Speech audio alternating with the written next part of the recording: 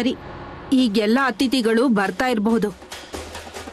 ಇಲ್ಲಿ ತುಂಬಾ ಜನ ಆಗ್ತಾರೆ, ಅದಕ್ಕೆ ಇಲ್ಲಿ ಕೆಲ್ಸಗಳನ್ನ ಬೇಗ ಮಾಡೋಣ. ಅಲ್ಲವರು ಪೂಜೆ ಮಾಡ್ತಾರೆ, ನಂತರ ಭಜನೆ ಆಗುತ್ತೆ, ಆಮೇಲೆ ಆರತಿ ಆಗುತ್ತೆ, ಆಮೇಲೆ ನೈವೇದ್ಯ ಆಗುತ್ತೆ. ಅದೆಲ್ಲ ಆದ್ಮೇಲೆ ಪ್ರಸಾದ ಹಂಚೋಕೆ ಶುರು ಮಾಡೋಣ. ಹೌದೌದು, ನಾನು ಅಪ್ಪನ್ಗೆ ಹೇಳಿ ಬರ್ತೀನಿ, ಮಾಮ ಅವ್ರು ಬಂದ್ರೆ ಅವ್ರ ಕಡೆ ಗಮನ ಕೊಡಿ ಅಂತ. ಅವ್ರು ಬಂದಾಗ ನನ್ಗೆ ಹೇಳಿ ಅಂತ. ಅಯ್ಯೋ, ಅವ್ರಿಗೆಲ್ಲ ಗೊತ್ತಿದೆ ಅಮ್ಮ. ಇಲ್ಲ ಇಲ್ಲ, ಹೇಳಿ ಬರೋದು ಒಳ್ಳೇದು. ಮೊದ್ಲು ಇಲ್ಲಿ ಕೆಲ್ಸ ಮಾಡು, ಆಮೇಲೆ ಹೋಗಿ ಹೇಳು.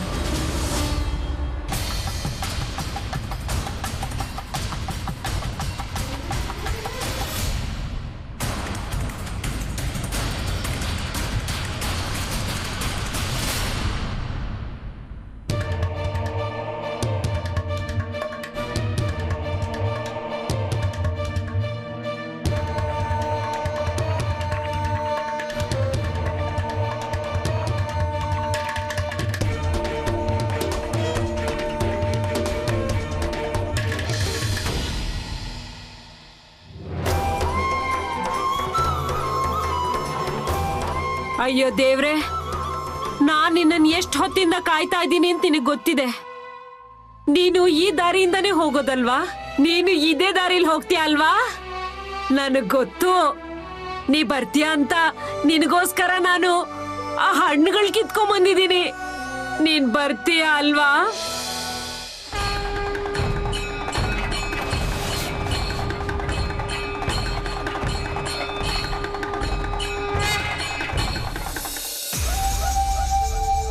ಏನಾಯ್ತು ಮಾಮ? ಸ್ವಲ್ಪ ಈ ಕಡೆ ತಿರುಗಿ ಹಿಂದೆ ಹೋಗೋಣವಾ? ಯಾಕೆ ಮಾಮ? ಒಂದು ಮುದುಕಿ ನನ್ನ ಸಲುವಾಗಿ ದಾರಿ ಕಾಯ್ತಾ ಕೂತ್ಕೊಂಡಿದ್ದಾಳೆ.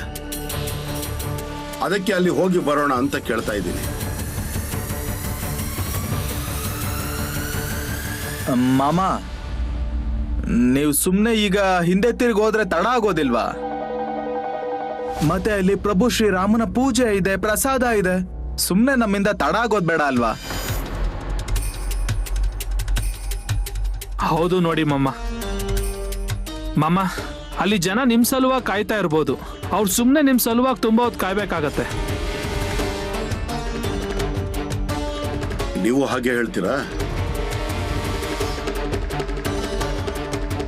ಮಾಮ, ನಾನೇನು ಹೇಳ್ತೀನಿ ಅಂದರೆ, ನೀವೇನು ನಿರ್ಧಾರ ಮಾಡಿದಿರೋ ಅದನ್ನು ಮಾಡಿ.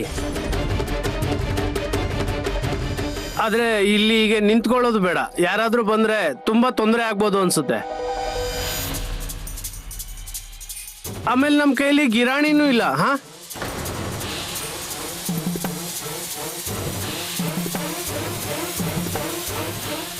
ಏನಪ್ಪ ಇದೇನ್ ಮಾತಾಡ್ತಾ ಇದೀಯ ನೀನು? ನಿನಗ್ ಸ್ವಲ್ಪನಾದ್ರೂ ಗೊತ್ತಾಗುತ್ತಾ? ಮಾಮ ನಮ್ ಜೊತೆಗಿದಾರ ತಾನೆ?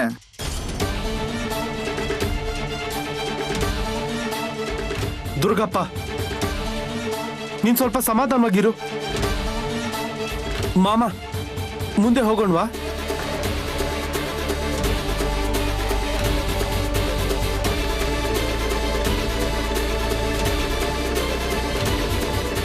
ಮಾಮ, ಮತ್ತೀಗೇನ್ ಮಾಡೋದು? ಮತ್ತೆ ನೀವೆಲ್ಲರೂ ಹೇಳ್ತಾ ಇದ್ದೀರಾ ಅಂತಂದ್ರೆ ಮುಂದೆ ಹೋಗೋಣ. ಮತ್ತೆ ಮಾಮ, ನಾವು ಹಿಂತೂರಿಗೆ ಬರ್ಬೇಕಾದ್ರೆ ಅವ್ರನ್ನ ಭೇಟಿ ಮಾಡೋಣ. ಹಾಗೆ ಹೇಳ್ತೀರಾ? ಸರಿ, ಮೊದಲು ರಾಮನ ಪೂಜೆಯನ್ನು ನೋಡೋಣ, ನಂತರದಲ್ಲಿ ಅವಳ ಹತ್ರ ಹೋಗೋಣ. ಹಾ, ನಡೀರಿ.